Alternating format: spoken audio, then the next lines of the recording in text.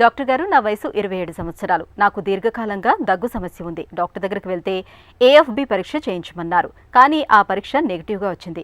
ఛాతీ ఎక్స్రే కూడా నార్మల్గానే ఉన్నాయి. అయినా కూడా నాకు ఇలా దగ్గు దీర్ఘకాలంగా ఉండటానికి కారణాలేమిటి తెలియజేయండి అని అడుగుతున్నారు. ఈ ప్రశ్నకు డాక్టర్ గారి సమాధానం ఇప్పుడు చూద్దాం. దీర్ఘకాలికంగా దగ్గు రావడం అనేది ఎలర్జీల వల్ల కూడా ఉండొచ్చండి. ఇది మీకు ఒకవేళ ఇది టీబీ వల్ల అయితే ఆ AFB పాజిటివ్ టెస్ట్ వచ్చేది.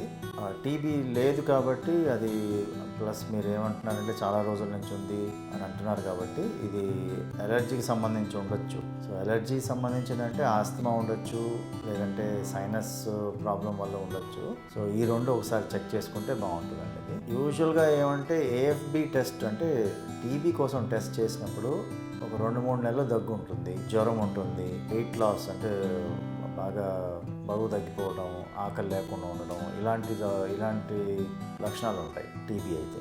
అంటే అన్ని రోజులు ఉండవు ఆ సిమ్టమ్స్. మామూలుగా ఎలర్జీలు అయితేనే ఇన్ని రోజులు సిమ్టమ్స్ ఉంటాయి. మీరు చెప్పేదాన్ని బట్టి చూస్తుంటే ఎలర్జీ వల్లే ఉండొచ్చు.